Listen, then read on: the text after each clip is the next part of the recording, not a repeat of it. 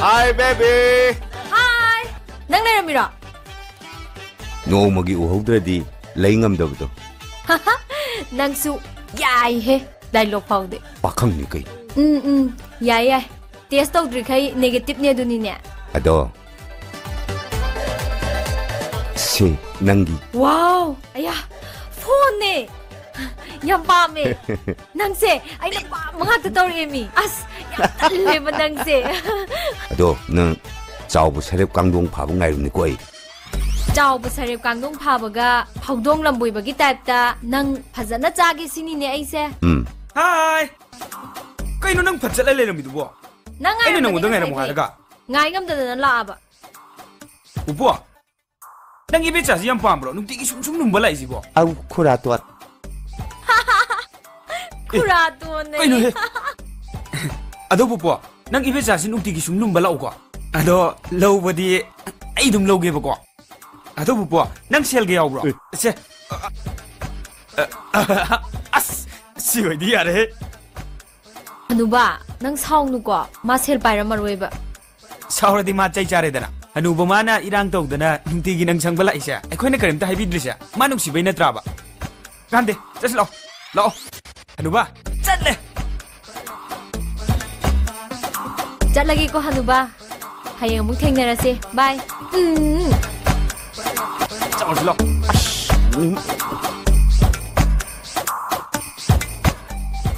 Bal, asai bro hai sibo. Ipan na hari ba say?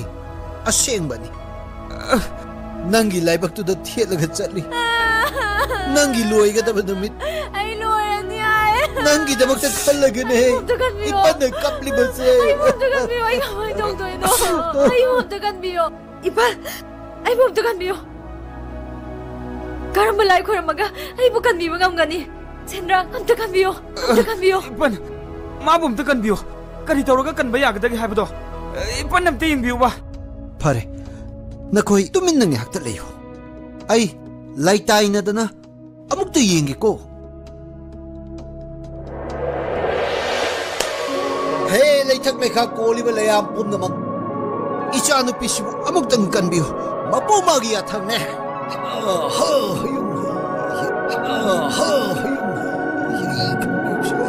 Ha! Leire! Leire! Leire! Ukala ma leire! Kayo no Ipan? Ay no Ipan! Nang ngasimak na yung palo. Cielo! Ano kiti yare? Ay leire! No! No! Maduyaroy. Nang na hek yung pan ga daw nupado. Nang na mikop sida ahan ba uba nupado ni.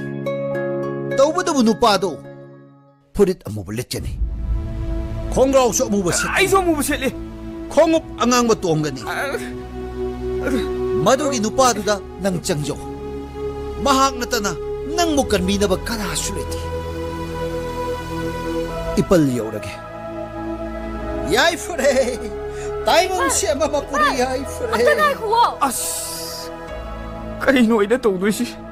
Chendrang! Chendrang! Kayo nang sumpathar lay po. Hausi ipal mai ba na hiram ba do? Adu yam tuna lay su Chatlo! Chatlo! Hoy ne! Tuna chatlo ba? Ano po? Tuna chatlo! Usangi yari chatlo ba? Hoy ka chatlo ba? As! Sandre! Kanino mo bang tuloy si bo? Usalo ay ba na nang bo? Kanada naman na yung isibo!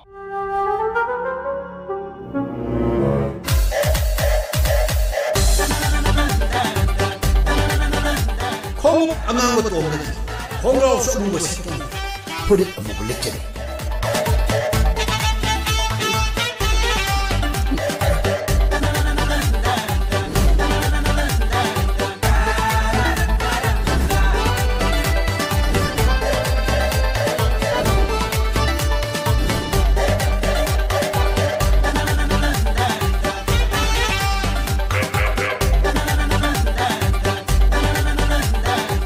Da. Kaino da, kaina. Ay, mamtakan niyo. Ay, kapansin mamtakan niyo da. Bisa. Hayo bisa, ano nga ka na nalaksa ko dumtsali? Hayo bisa. Ay, lading na nang itubom naman sokpo ya, Roy. Da. Ay, nangundalay batare. Jealous eh. Kaino bisa nang nahay dubo? Ay, hujik pido yam tunalay na sila keba. Sendrang, madugi matam henkre. माइबगी लेफाव नंगसु ताहौरी नत्रा आई हिंगनिंगलिए दा आई बपुदुना चलो नंगोंदा लेट्रदी आई ngasi sigani na लेफाव फौरमे आई बोबद कनबियो दा phone करे तंगाई फद्रगदी chain तारेदना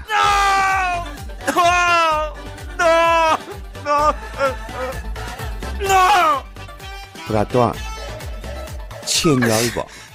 Nupi cheni khangdam ni na chen jo amtai harak tre. Kai no tai du bo. Ta do. Ash. Prato, chang nu ko. Ai di noi thung na ja roi dna lem thu oga leiram. Ado yadi ne ko.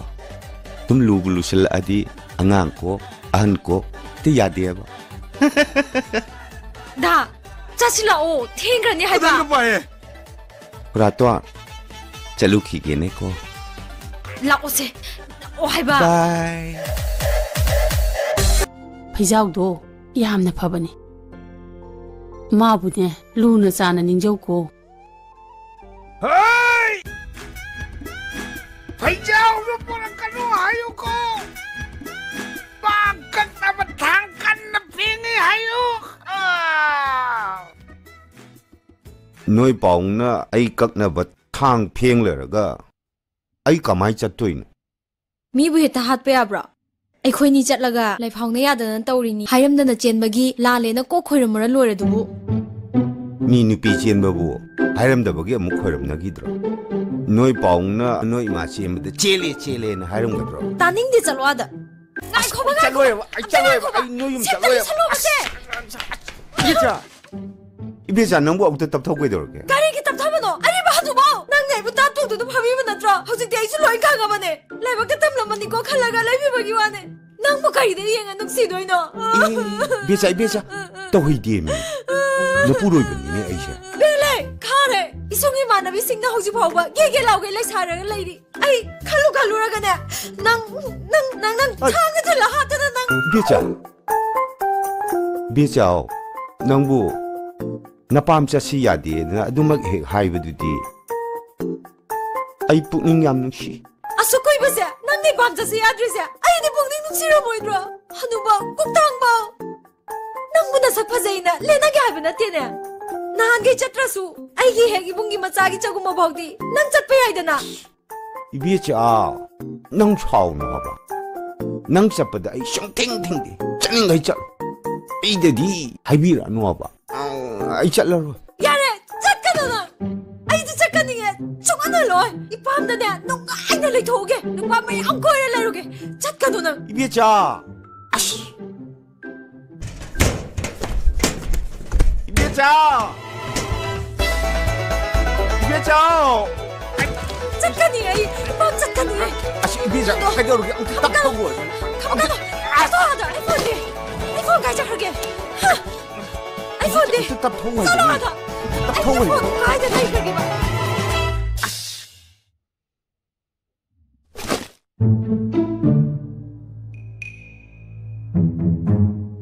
सी खोइ मानत्रा अदुगा अमसिना नंग काइनो नोइ ताइसिबो अखोइ मागा नंग से कदैनो ताइसिबो सी खोइ मानत्रा बा mani noi ma se shira bi ex हा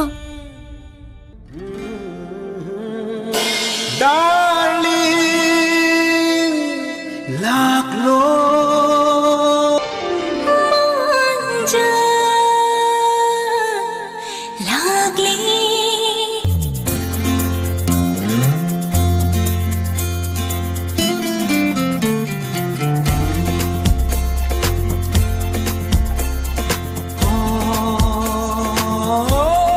ला ला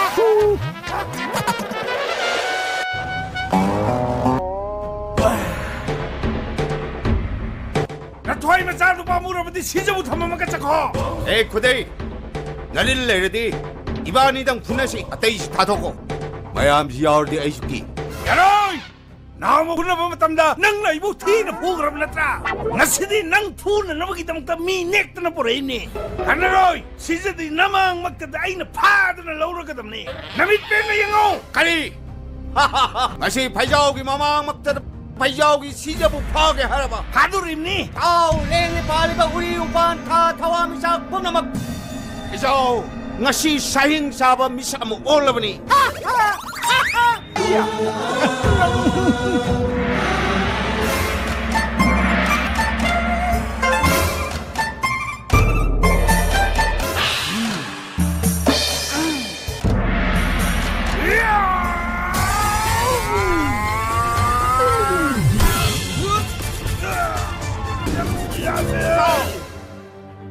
खुलाई आउदब मीद खुलाई थागे खनगन पांगदबगी मसकनी नरिल लेरदी खुलाई थालो पांगल चांग यंगनसी आओ come on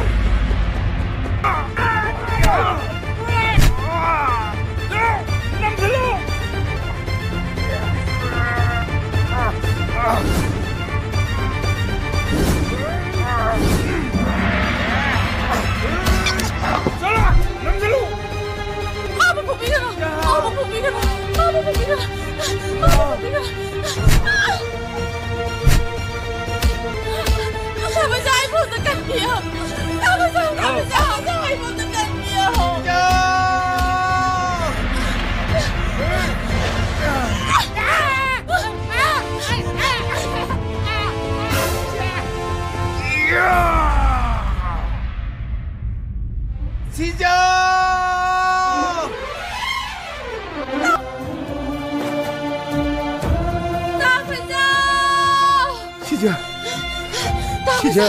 Tabaja! Punong siya, Tabaja! Ay, nang kaya mga moye! Ay, po na kanbiyo, Tabaja! Siya! Muy mi yam yam eh. Muy nang ang gerde kamay tong ni siwa. Nang nabana dro! Ay, di hero ne! Nang punawo! Film da bu hero na puway wani. Sidi film Jonathan na.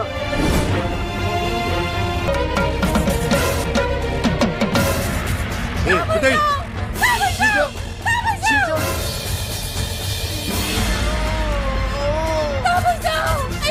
Eh, kuday! Mabot ka na mo! Shija! Tabaja! Iyo, Tabaja! Shija! Tabaja! Tabaja! Shija! Shija! Eh, kuday!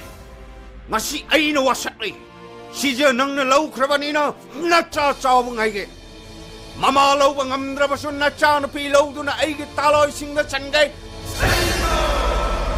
Nimito nang ginapanan ng ginamabo paki. Nga siya ay nawasak ngakto na ay gi-ex ki masano pinang bulawri.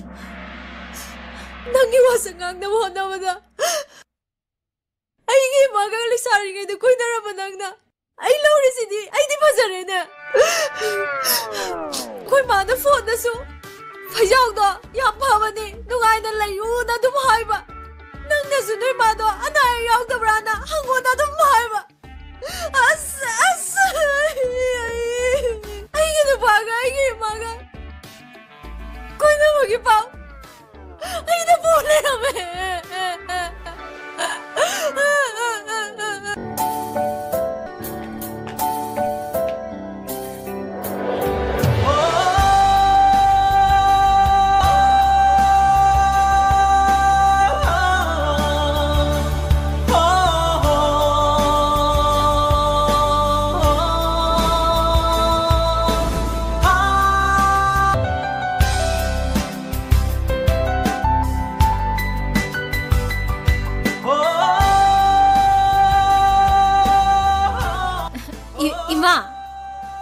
Kaino, aduh dum le palay duwa. Ladi mong nakukchang o yadra. Lao, changan si Lao.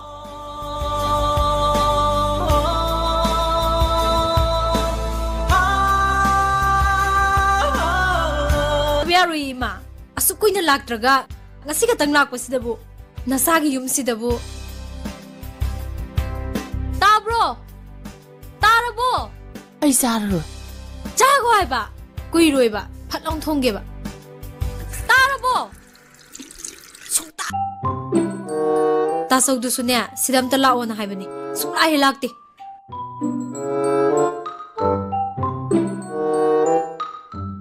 kain dai duna lao imana pure ibanga se themu lao amta asaw amta leiti em ta loru higi nga se semo ko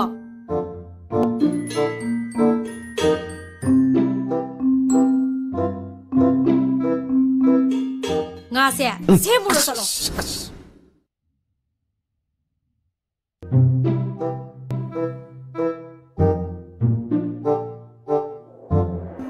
ta phai jaw na yum da lak pani nang na hana ko bum thok ta ba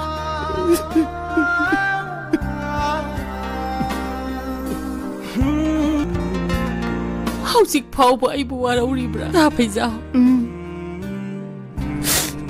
kara di warauri kara di para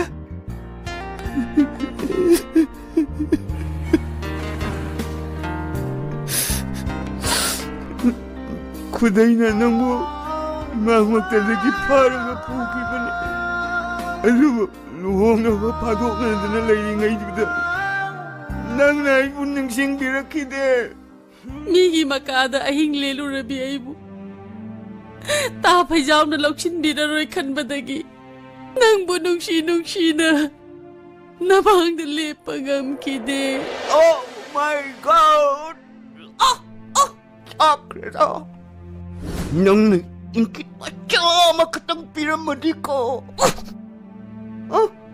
ta phai jaw serau sing kami na ki ba tharo thaban hing mi na ki ba ai na karam na bu kaur sige de obe makha muktarano thamoy je pubungam re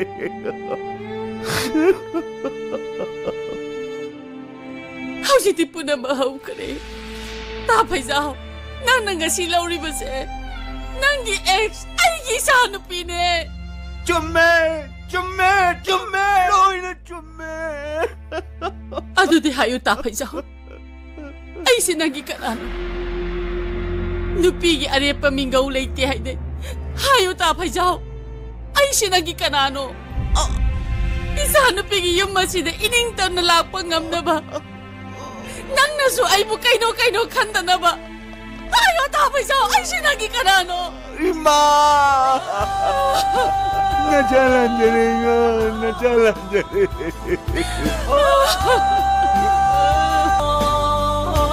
ima nigi wari se ai loi tare yam nuksi yam kapninge ima nang su kem ta khallano mathang mapok ta di nangi nuksi bai gi nupa se nangi nupa oi no phangjau ko adubo hanang mapok gi di nang boi gi nang nu pion da lawsi madi no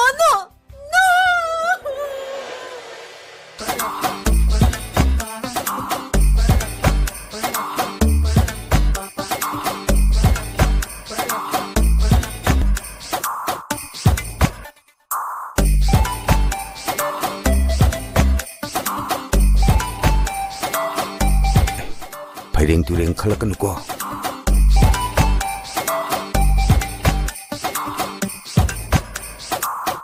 ima haima noi la bro na ai punem jari 예자 너희 라봐 sai sing ji loiram sing korum jari akhoi ngan na lakin tong ne adu mana lo shan bada lo chang lo bajiya ibesa jangan sila o baji nama laptak na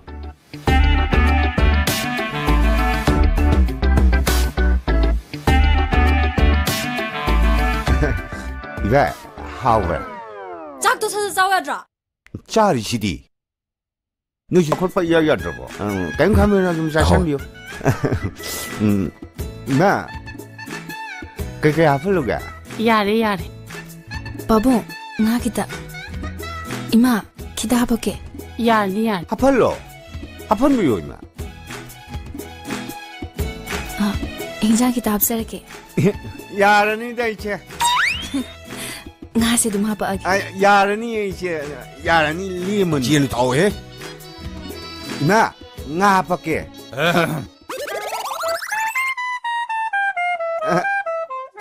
바지도 이나 합자래.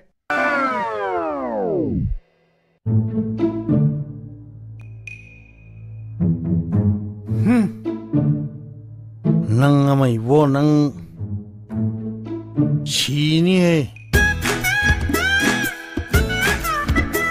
다소, 그이더래? 나세 누파디. 캉디니. 까이노, 아이디 다소가 레미나리 보이닝이야. 에, 시다디 짱띠 소이다 레이브람 띠용 쏘다나. 호이. 따브로. 따브로. 까이 레이게. Ay, namadi. 레이티에. Nama kay jakarge na. Ibung le hudro. 이몽다 술래 호대. 아도 마디. Mai di. 나야 누파. Ha. Pasang sulit ba? Nama sulit ba? Ah, soidre. 까이노 하이시보. 아스. Koy na lirum na.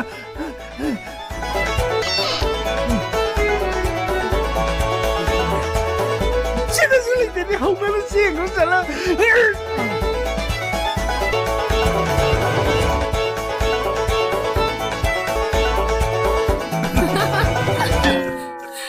이래도 나만 농다.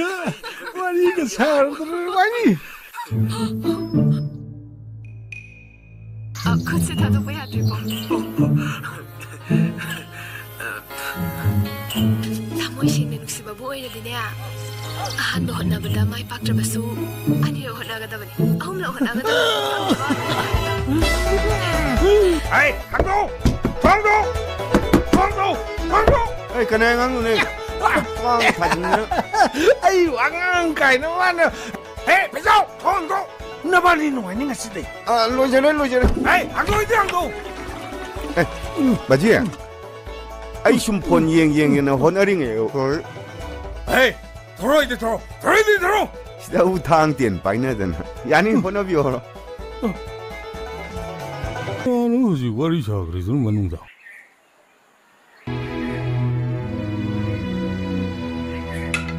바보. 바봉기 공과 레이티에나. 이마디 두칸에서 보이 레미. Pajao.